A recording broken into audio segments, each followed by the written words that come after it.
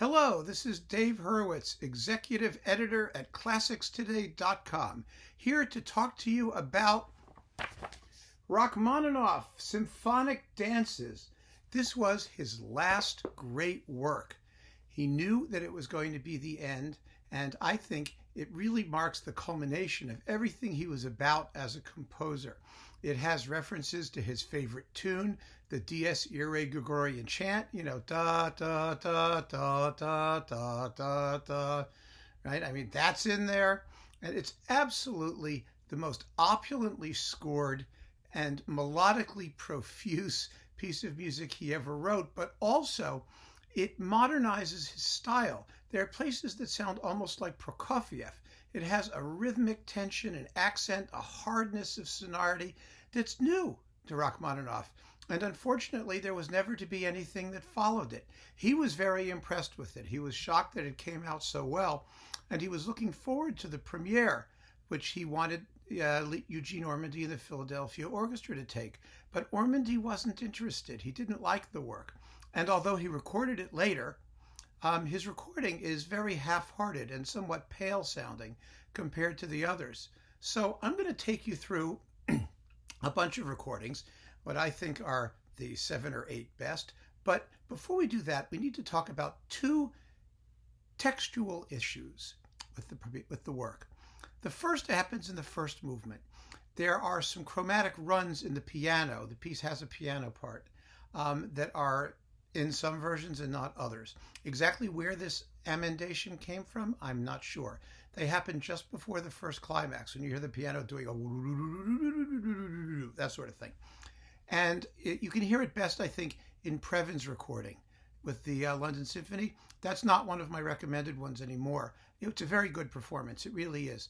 But it has dated somewhat in light of subsequent recordings, and so I'm not going to give it further consideration in this batch of recommendations. But if you wind up with it, or if you have it, it's very good. There's nothing to be concerned about.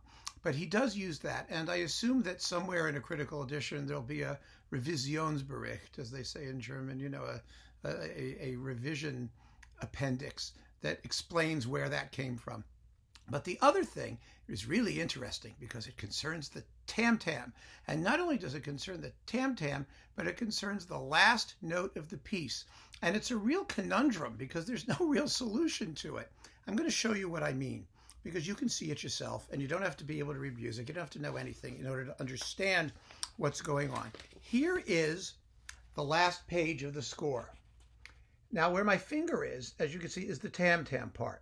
And Rachmaninoff marks it laissez vibrer, which means let it vibrate.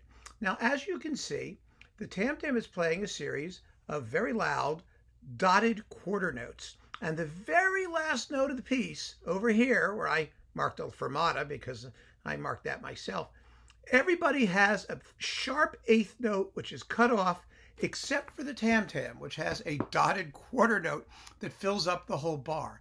Now, what do you do? He marked let it vibrate 3 notes previously. Do you continue to let it vibrate until it dies away of itself? Do you let it last only that full measure, even though the whole rest of the orchestra is cut off?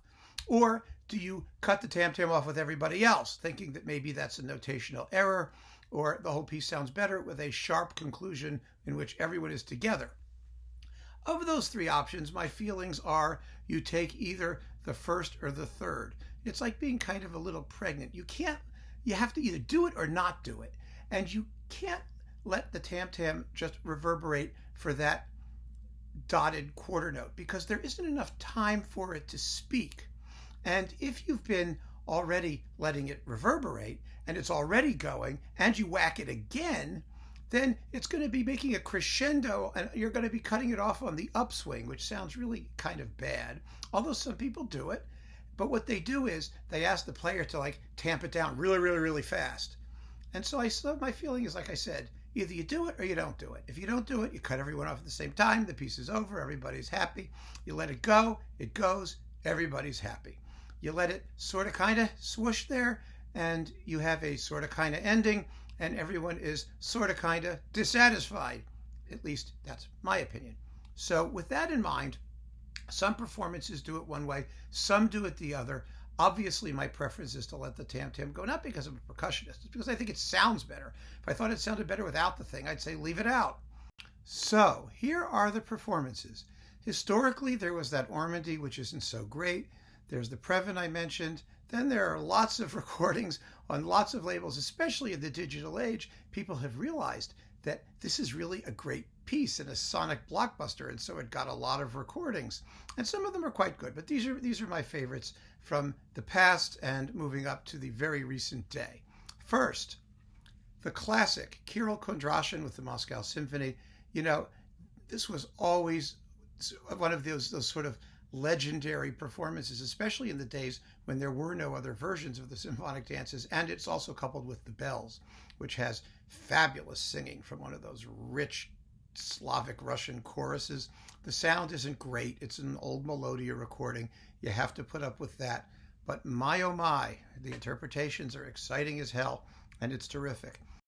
If you want Russian and up-to-date sound, Svetlanov is your guy. This is absolutely a smoker of a performance. This is some of his last recordings.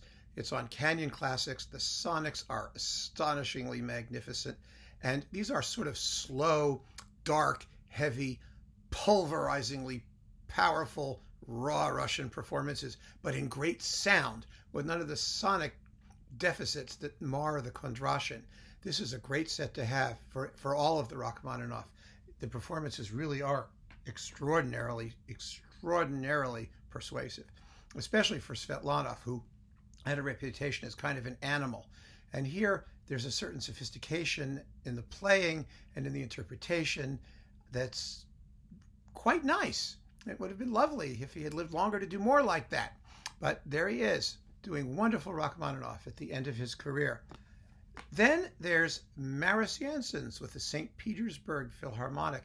This is also a great set. The sound isn't as fabulous as it is for Svetlanov, but this is a great Symphonic Dances. The symphonies are wonderful too, but the Symphonic Dances is special. This is the most rhythmic performance. It has sharp, razor sharp accents, especially in the third dance, and the playing is just completely taut and full of tension and vigor. It's really hot stuff. And if you have this version as a singleton disc, it's great to have.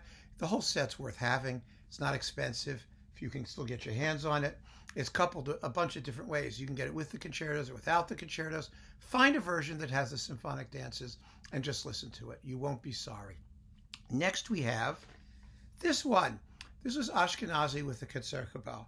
Now, this is not a performance I recommend. I think it's fast and somewhat slick, and the percussion is somewhat muted, God forbid. And, but it gets recommended a lot because it was widely available, especially as a single disc at mid-price with the Symphonic Dances coupled to the Isle of the Dead. You may have seen that one flying around your record bins back in the days when we had record bins. I'm just mentioning it because I want you to know that it's there, and it's also in a very good symphony cycle. This is the best first symphony anybody ever did.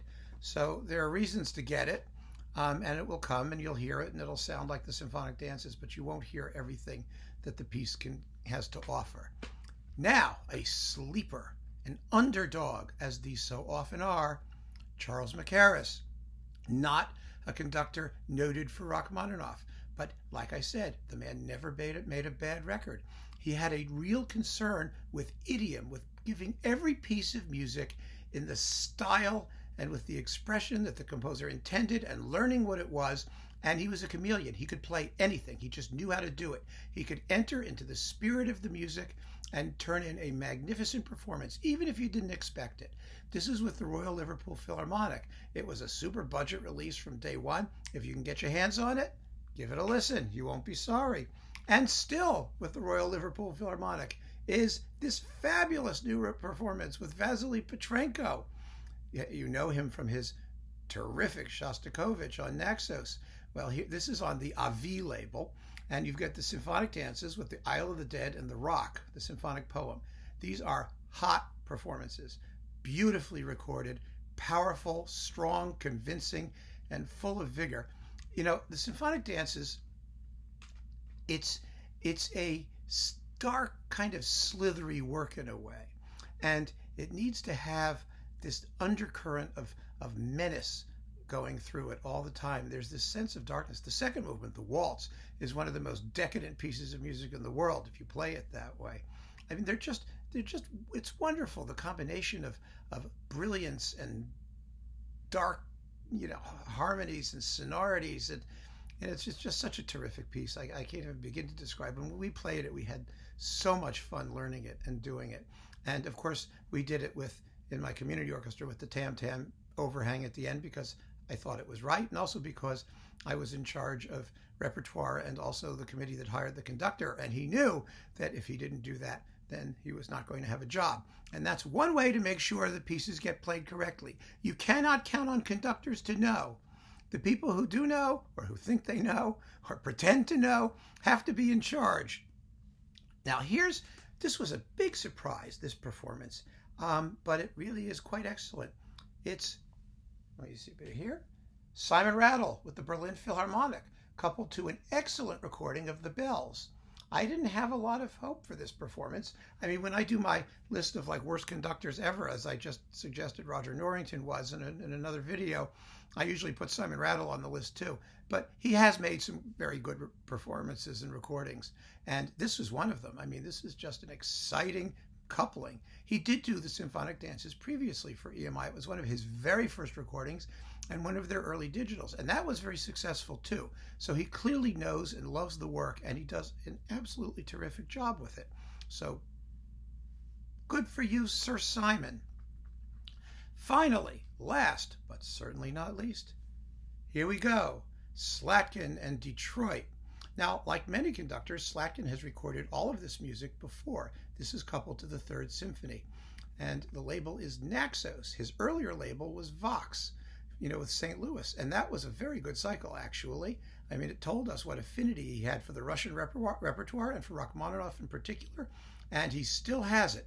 The playing on this is magnificent. The interpretations have only deepened over time, and this is a Symphonic Dances to own, and I'm going to play you the ending of it just because it shows you what happens with someone who knows how to deal with his tam-tam.